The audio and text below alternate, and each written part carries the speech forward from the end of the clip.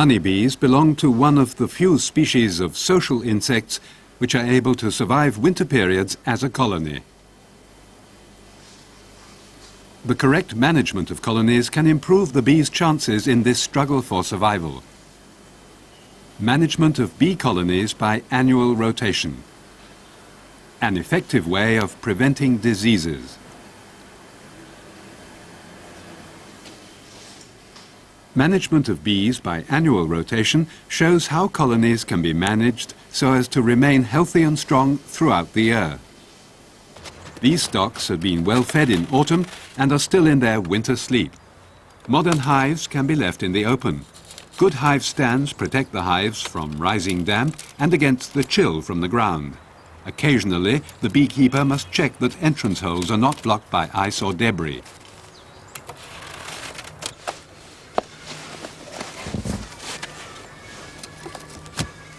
Here we can see an example of the good winter cluster of a healthy, strong colony.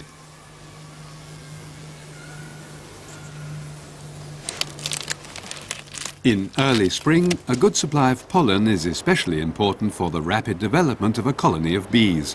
Willows are a valuable source of nutritious pollen. Because the bees' range of flight is very limited during this chilly time of the year, such sources of early pollen should not be too far away from the apiary.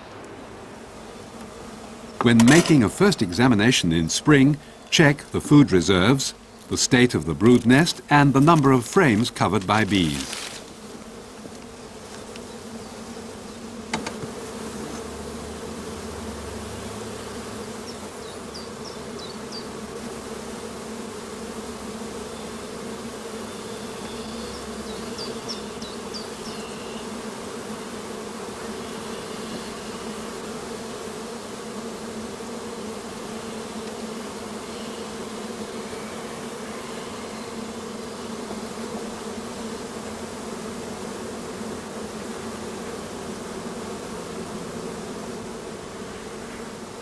This colony fulfills all our expectations. Last year's care and management have paid off handsomely.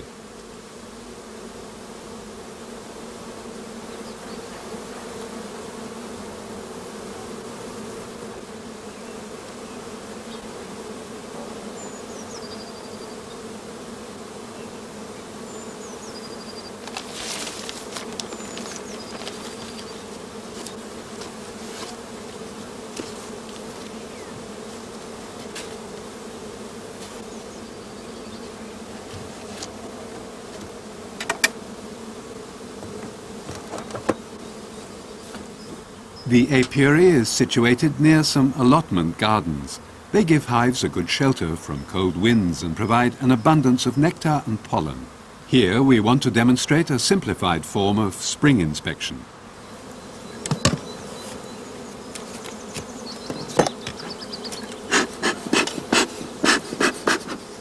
After tilting the upper brood chamber, an inspection of the passages between the frames gives enough information on the stock's strength, its brood and food reserves.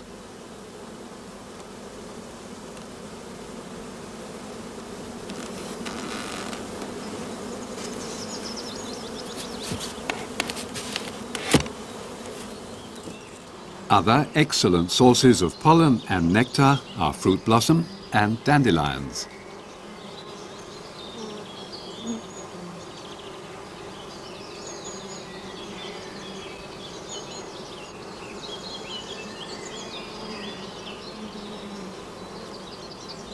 Surrounded by stimulating sources, these colonies have developed so well that the brood nest can be expanded.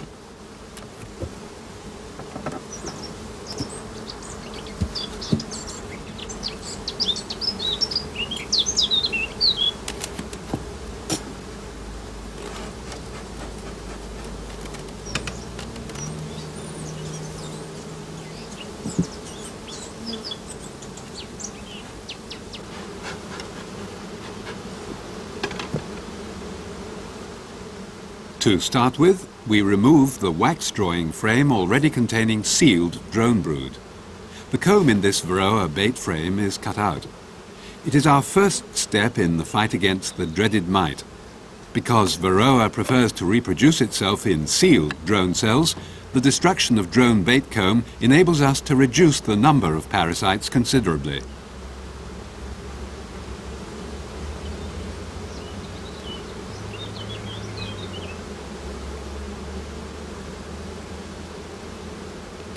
The second wax drawing frame is also full of drone larvae, but none are sealed. It remains in the hive until our next inspection.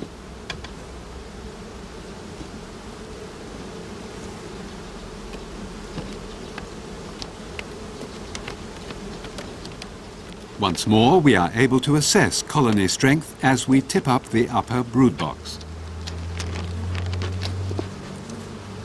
As a next step, we remove the plastic foil which serves here as a crown board and replace it with a queen excluder. Then we give more room by adding a third brood box as a honey super. This new brood chamber has been filled in such a way that frames with drawn comb alternate with others with foundation. Such an arrangement of frames is important because it will provide us with many frames of drawn brood comb for the formation of new colonies at a later date. Furthermore, this way of giving room ensures that no sugary winter feed gets into the honey crop.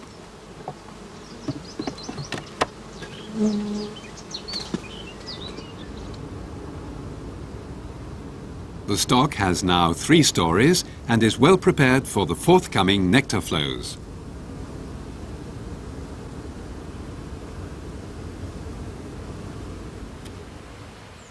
In many districts, it is the oilseed rape which provides the main crop of spring. Because of its rich pollen supply, the colonies can soon grow strong, and many show first signs of an inclination to swarm. This is, of course, just the right and natural moment for making increase.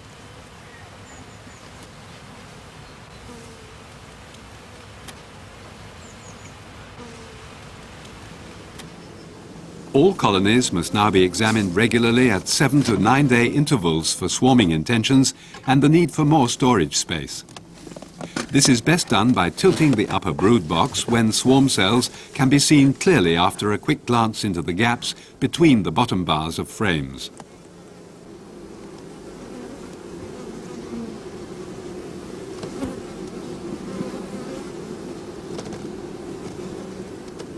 Again, the Varroa bait combs of the wax drawing frames are cut out in order to reduce the growth of the populations of the parasite and provide the bees with the opportunity to build comb.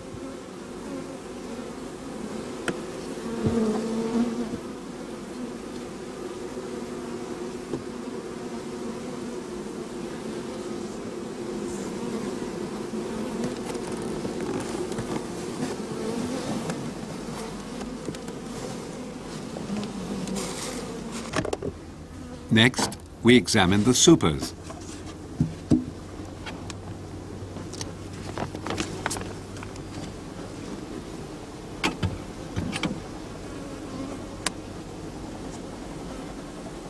This stock has drawn out the sheets of foundation and the honeycombs are 2/3 full of honey. It is obvious that the colony requires more storage space. Burr comb is scraped off the top bars before the stock is given another honey super. In this second super, we repeat the arrangement of alternating drawn frames with others of foundation.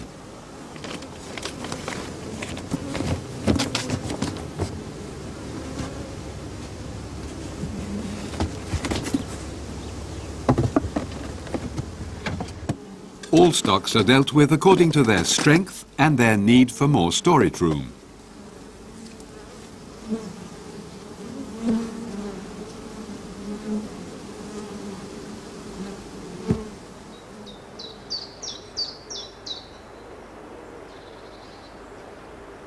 When climatic conditions are favourable in late spring, the Robinia, also called false acacia, provides an important crop.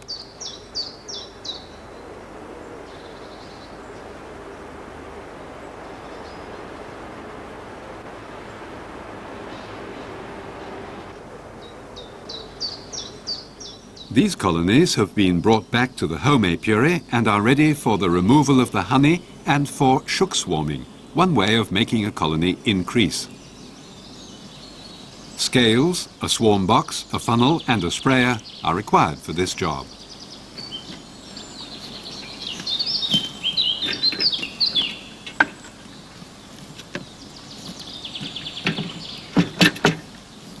The weight of the empty swarm box is recorded first of all.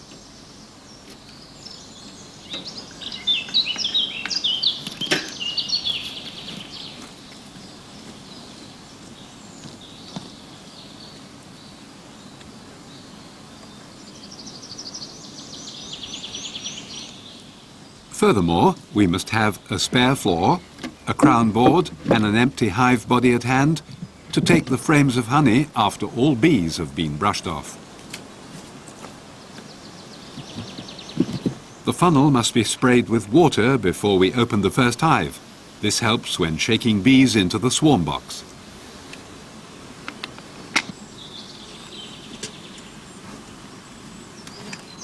When raising the upper brood box, it is best to puff smoke into the passages between the combs. This makes many young bees leave the brood nest and flee into the honey supers.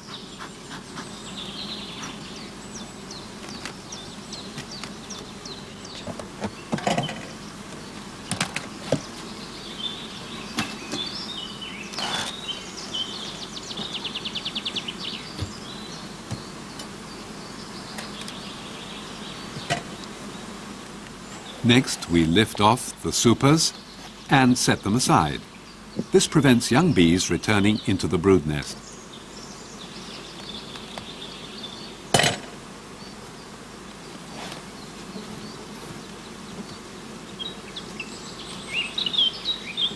Covering the hive reduces the danger of robbing.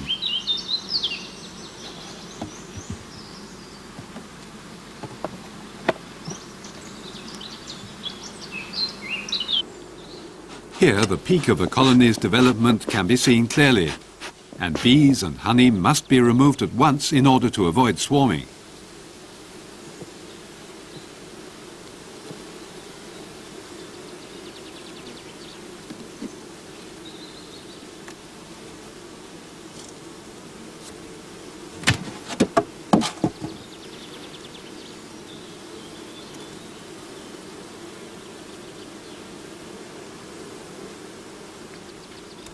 Shaken or brushed into the funnel, the bees fall into the swarm box underneath. Comb after comb is brushed free of bees until the shook swarm has reached the desired weight.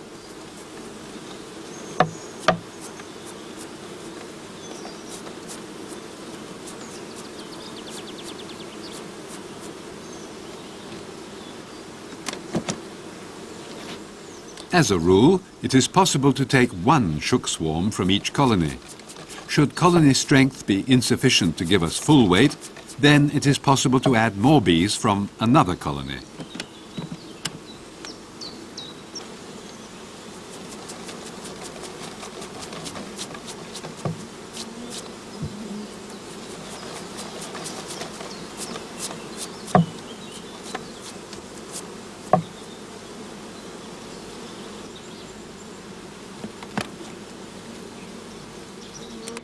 This colony was strong enough, and the mass of bees was enough to give us one shook swarm.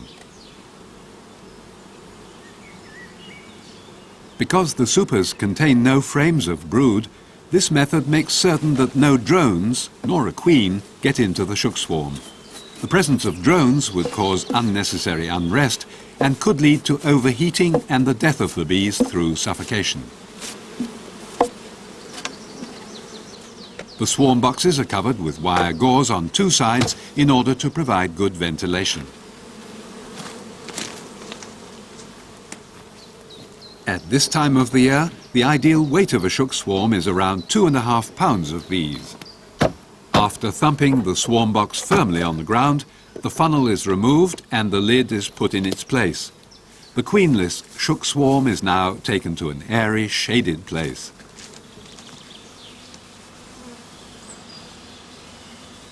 Every colony is treated in this way. all shook swarms remain in the shade until they are ready to be taken away. The supers are now strapped together and are loaded onto a trailer.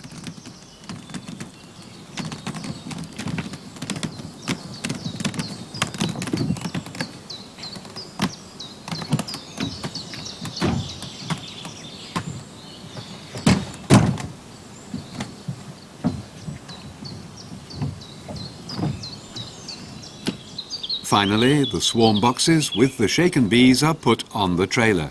It is important that the swarm boxes have adequate ventilation during transport.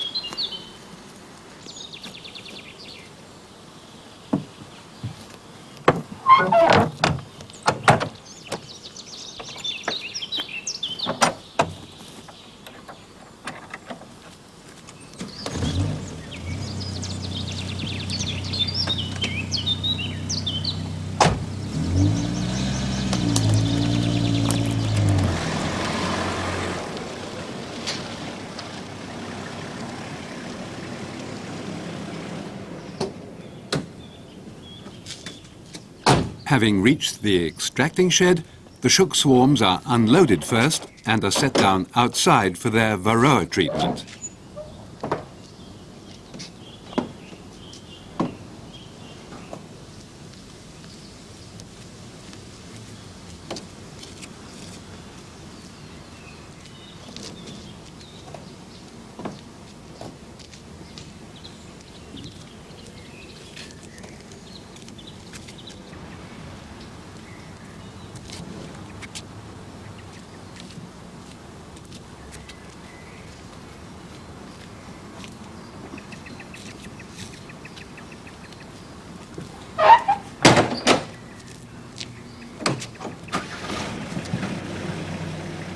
The trailer with the honey is driven into the shed for extraction.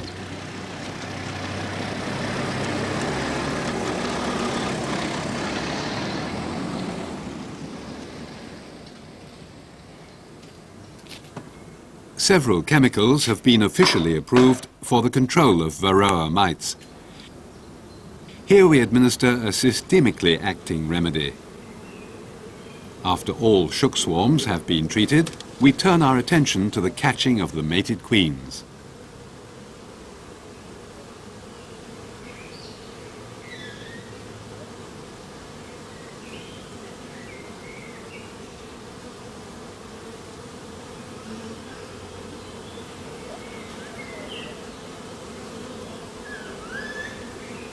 First, the queen is clipped with fine scissors. 1/3 of one forewing is removed to prevent her from flying. She is then put into an introducing cage and this is closed firmly.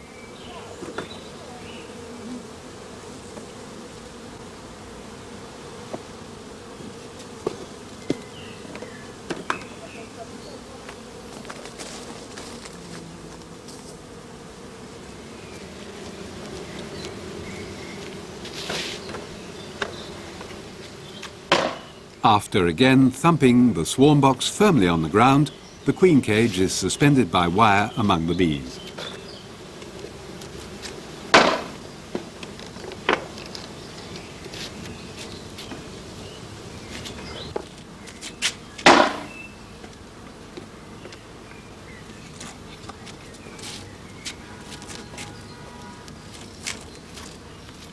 For the next 24 hours, the swarm boxes are taken to a cool room where they are put down on sheets of white paper for a simple assessment of the extent of Varroa infestation.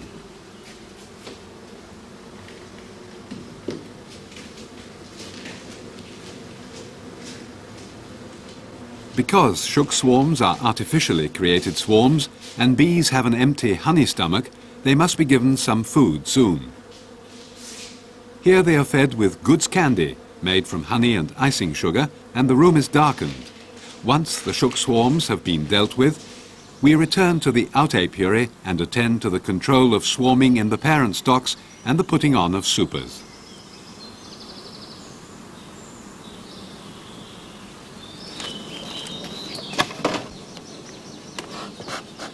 Checking for signs of imminent swarming is, again, done by looking into the passages between combs.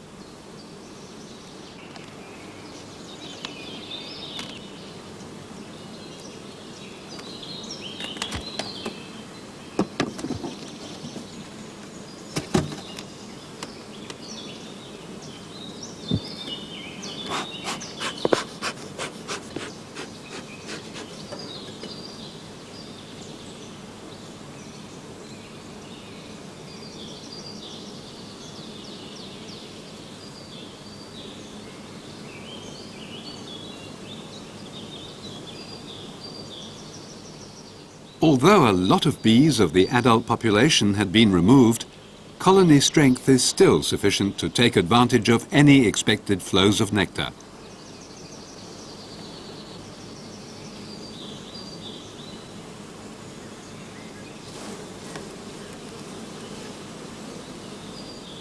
The wax drawing combs full of sealed Varroa-infested drone brood are cut out again.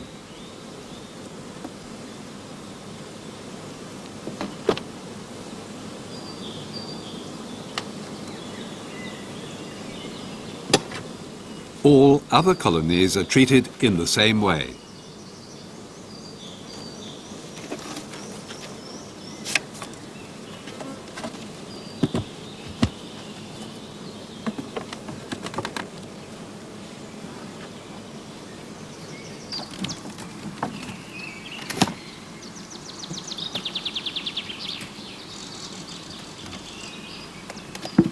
Empty honey supers are put on last.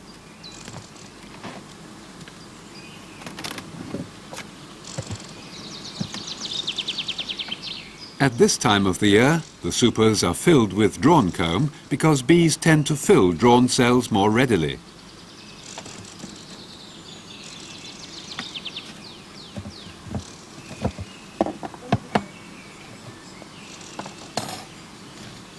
The sequence of events, which has been shown here in two stages, first the removal of a shook swarm, followed by swarm control and adding supers, can also be completed in a single operation.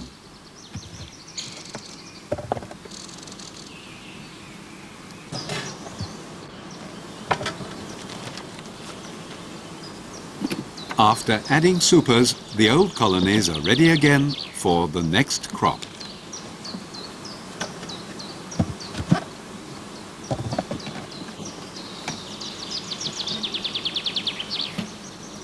The various flowers of the forest or the avenues of lime trees are suitable crops of summer.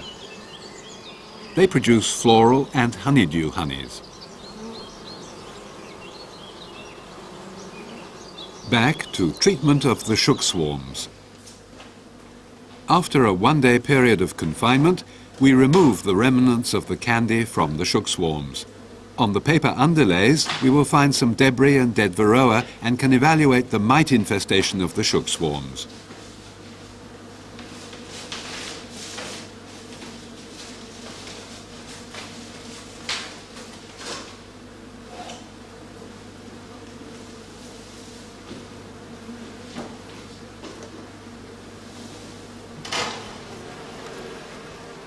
The debris consists mainly of sugar crystals and wax scales, and the oval bodies of dead varroa can easily be distinguished.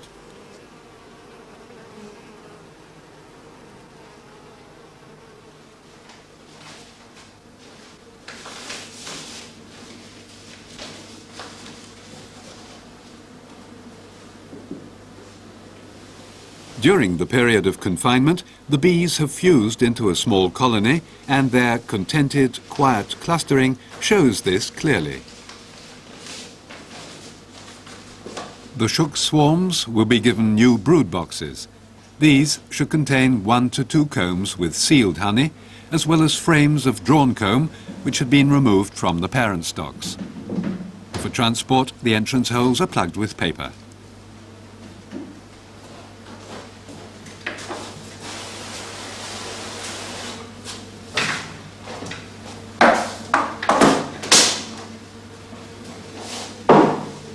Before hiving the shook swarms, the bees in the swarm boxes are sprayed with water. This prevents their flight. At the same time, we remove the caged queen.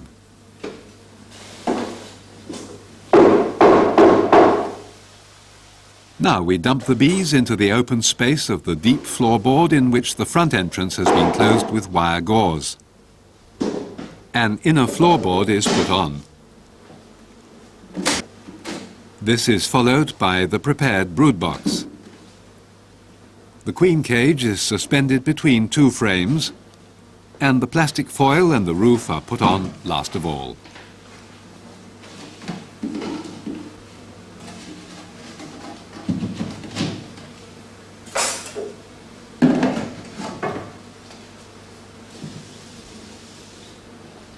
The bees remain in the dark room overnight. They need a little time to clean out the honey-moist combs. Experience has shown that when such package bees are left in confinement overnight, they are more harmonious and content. The following morning, these freshly established colonies are taken to their new apiary.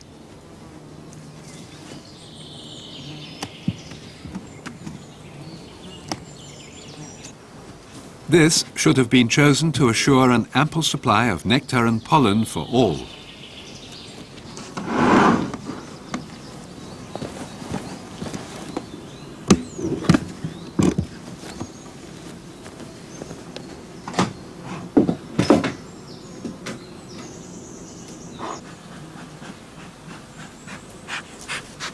Giving a puff of smoke, we remove the wire screens from the entrance.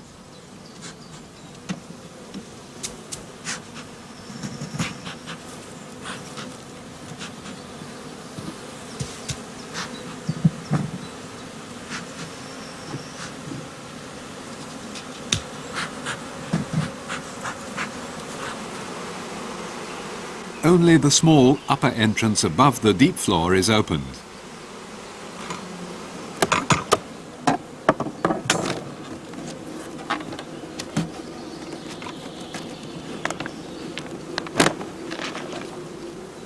This picture shows the calm, settled condition of the colony. The cage with the queen is removed and is returned after the wooden plug has been replaced with one of candy. After a few hours, the bees will have opened the passage to release the queen. This slow introduction facilitates her acceptance.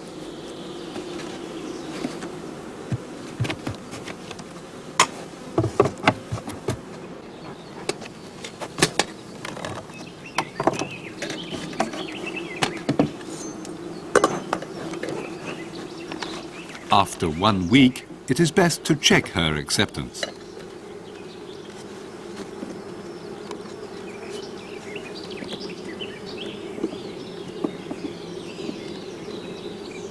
A comb is removed from the center of the hive. Here the queen has established a good, closely packed brood nest. All is well.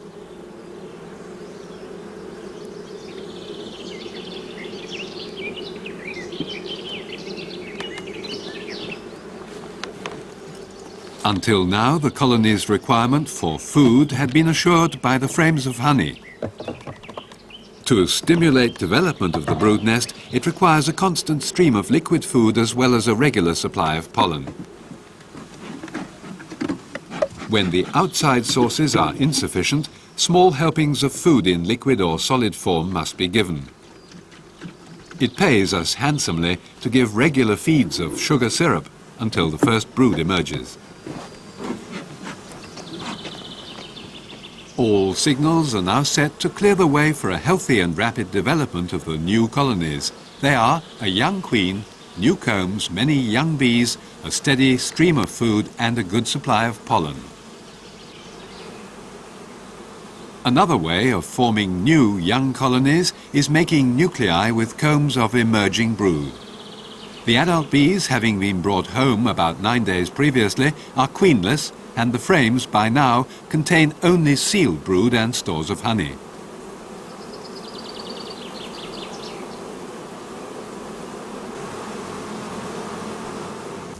A sufficient number of brood boxes with floors and roofs must be prepared in order to divide the large accumulation of bees and brood into nuclei.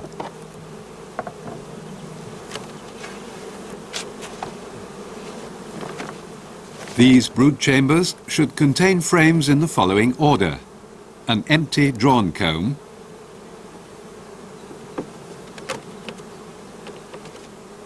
then a pollen comb,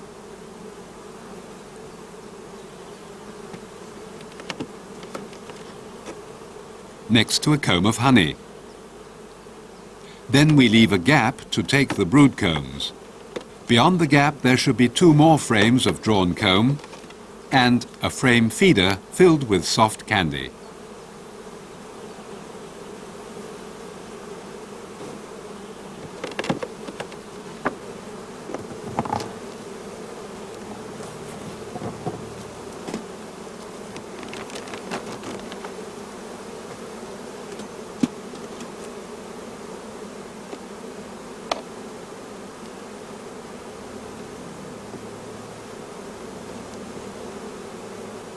Now we transfer some of the frames of brood with the bees, having removed, of course, any emergency queen cells on the frames.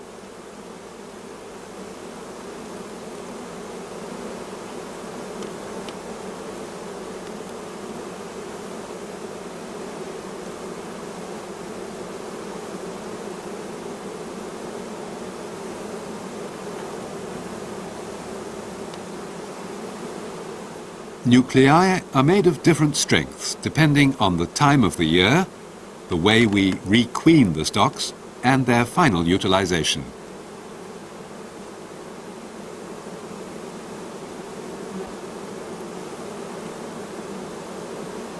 When insufficient bees are available, other bees can be shaken into the box after the frames have been closed up.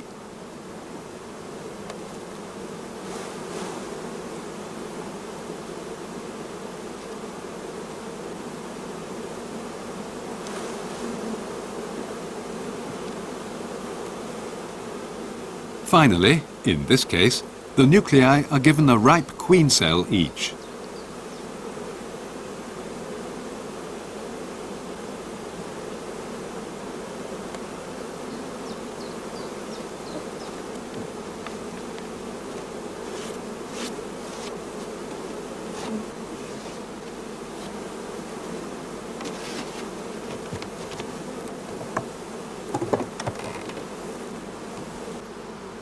All other nuclei are formed in the same way.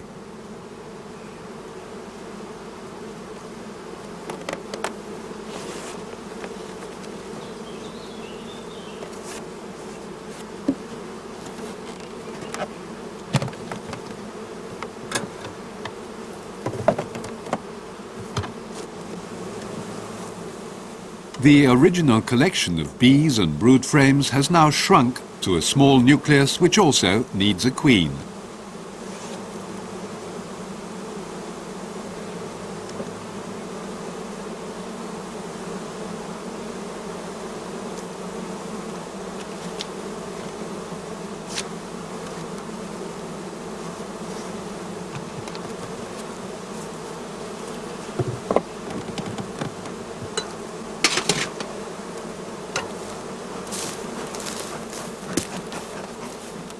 Next, we open the entrance holes and let the bees fly.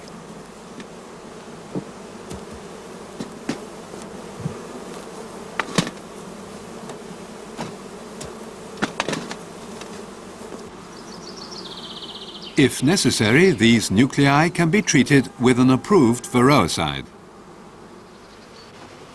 Around 4 weeks after their formation, the nuclei can be given more room, and second brood boxes have to be prepared in advance. They should contain 2 bait frames for drone comb, as well as frames of drawn comb removed from honey-producing colonies.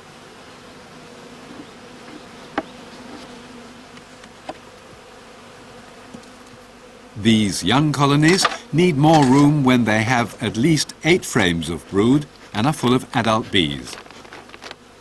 Nuclei which have not reached this strength before the end of July should be left in single brood boxes. Where extra room is needed, 2 frames of sealed brood are removed from the brood nest and transferred into the new upper hive body.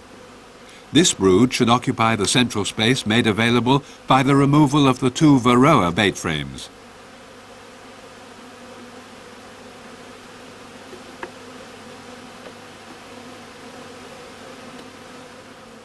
After closing the gap in the lower brood chamber, the 2 bait frames are used to fill the empty space along the outer hive wall of the lower brood box.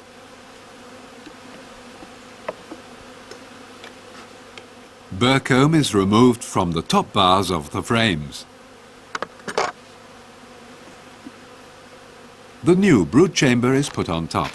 This completes our manipulations on this colony, and we deal with the other stocks in the same way.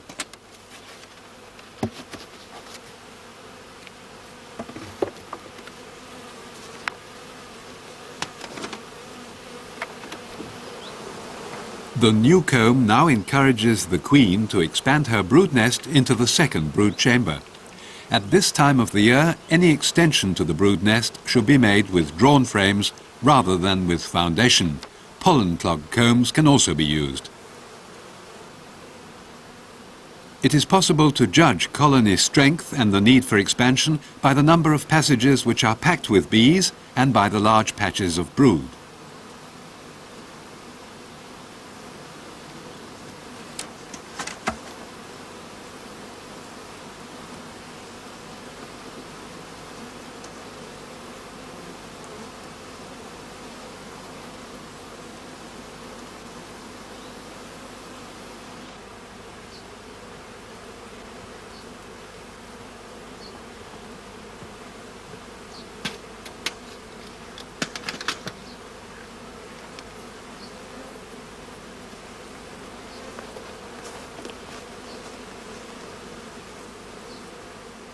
When nectar flows become scarce and insufficient, it's important to continue giving a little extra food in order to stimulate brood rearing.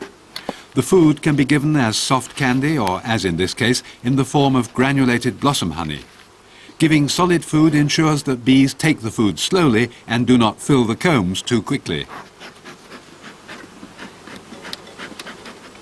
The surface of the honey is covered with paper in order to avoid bees getting covered with sticky honey. This quantity is sufficient for about 14 days.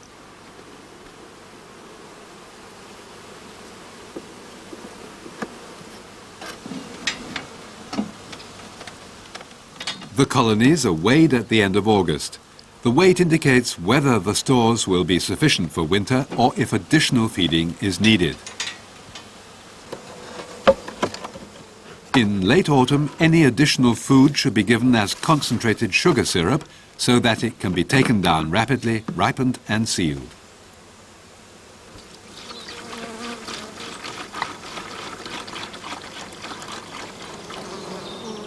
But let's return to the honey-producing colonies. They are now on the heather moors in order to secure a last crop.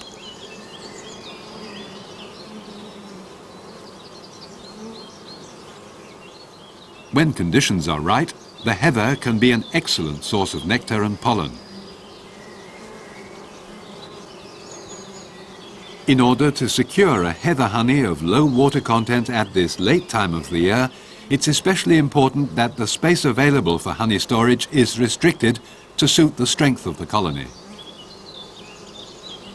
A colony on the heather should have an abundance of foragers as well as many combs of brood.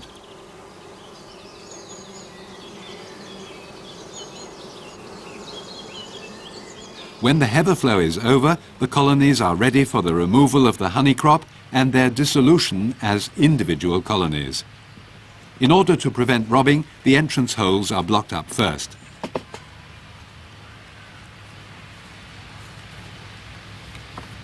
Before we begin to dissolve the old honey producers, we deal with the one colony which will stay on this site in order to absorb any combs of brood which we find in the other stocks.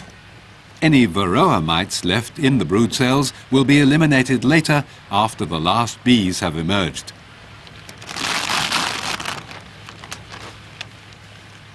At the same time, this colony will also absorb all flying bees left behind when our work is done.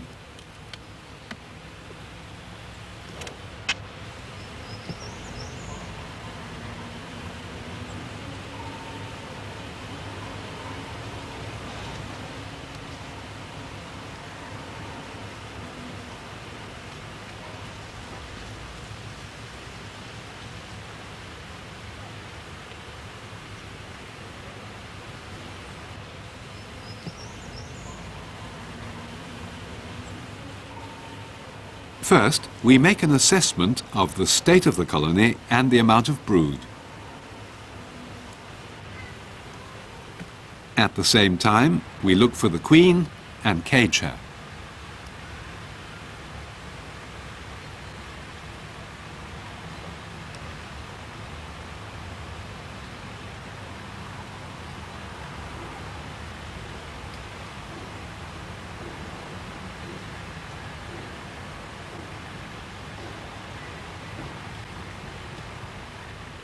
Only combs with brood are left in the lower brood chamber. All other frames, empty or full of honey, are brushed free of bees and transferred into a spare hive body.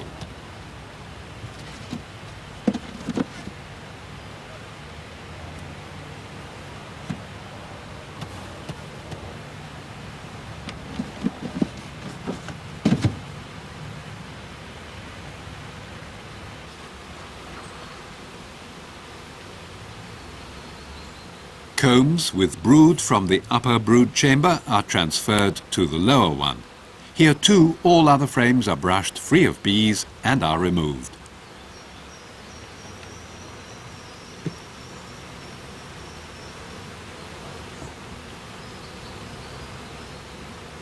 The queen cage is now suspended between two frames of brood in the lower hive body.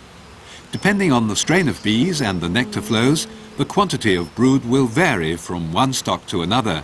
At this time of the year, most colonies have no brood at all.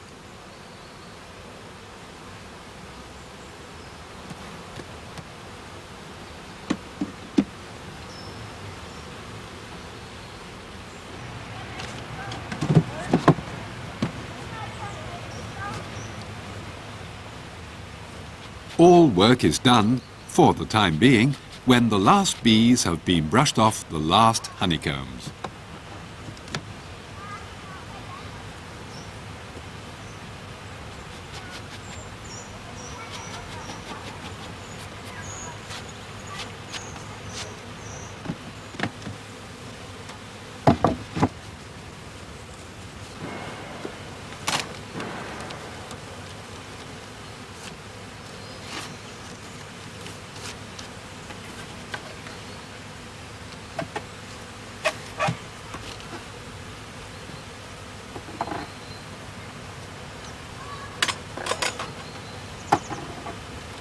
All other stocks are now dissolved and the populations of bees are also turned into shook swarms.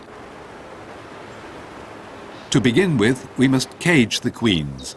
Later, the cages will be transferred to the swarm boxes.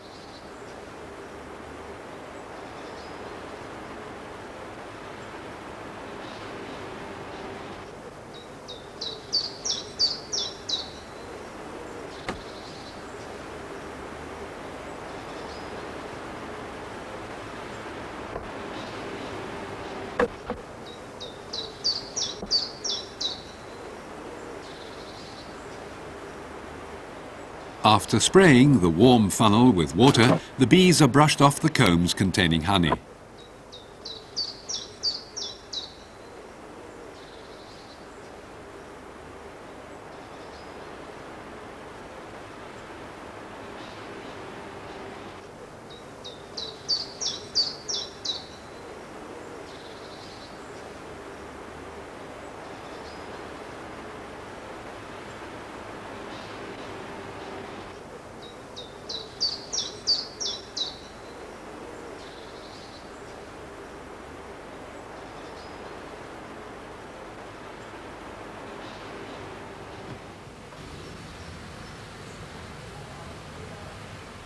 In the case of totally empty frames, the bees are shaken rather than brushed into the funnel.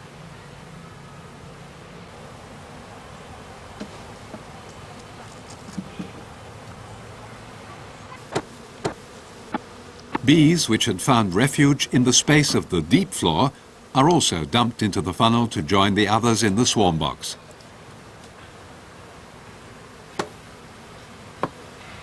In the end, the box is bounced hard on the ground and the funnel is exchanged for a crown board.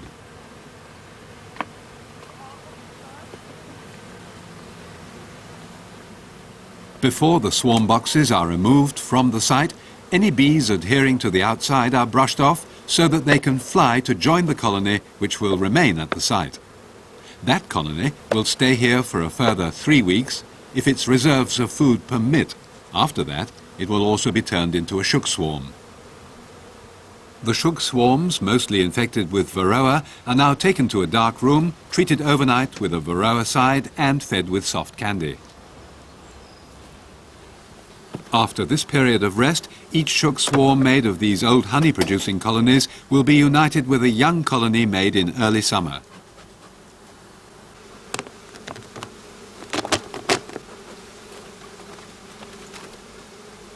To replace the plastic foil over the top bars, a sheet of newspaper, pierced in several places, is used. Nibbling their way through the paper, the shaken bees will join the other bees slowly, and uniting two colonies is achieved peacefully.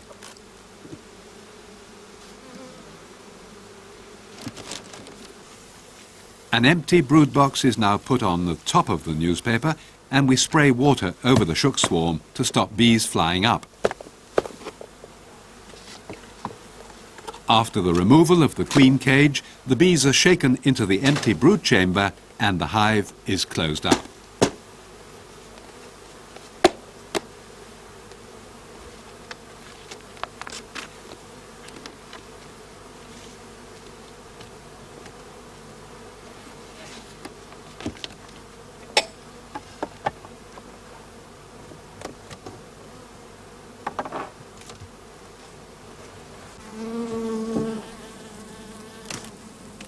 This annual or rotational rejuvenation of colonies strengthens each healthy young stock by uniting it with an old colony after this has been freed of varroa mites.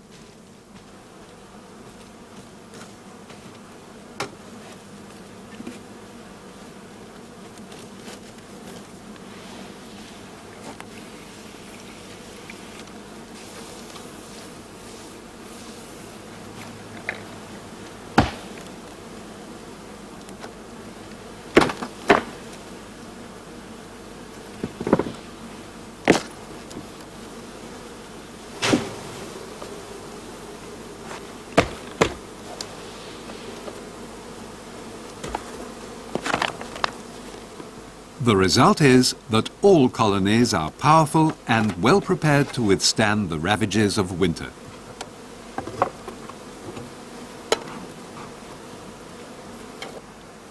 Over the following days, we removed the empty chambers and any remaining pieces of paper.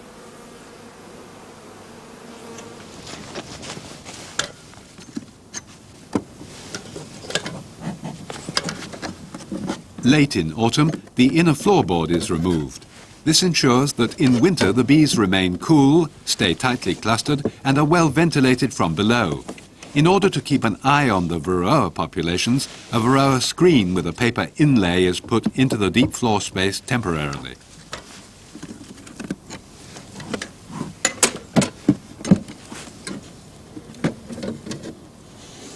Because the colonies are now free of brood, another varroa treatment can be administered at any time. This depends very much on the initial varroa infestation and the chances of reinfection from outside sources beyond our control.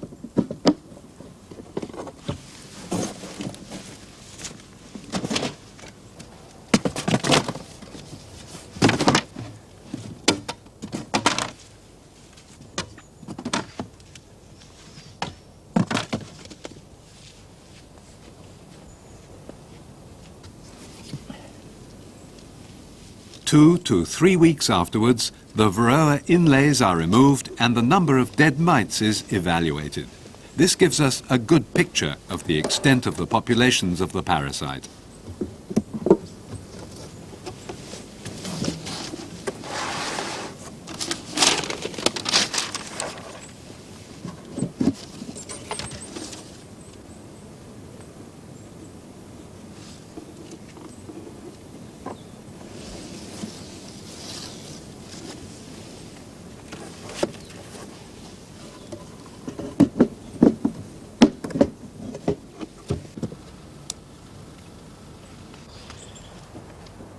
After this, the colonies are largely left alone for the rest of the winter. The annual rotation system in bee management produces strong, varroa-resistant and powerful stocks which are able to overwinter and utilize all available nectar sources for an optimum honey crop the following year.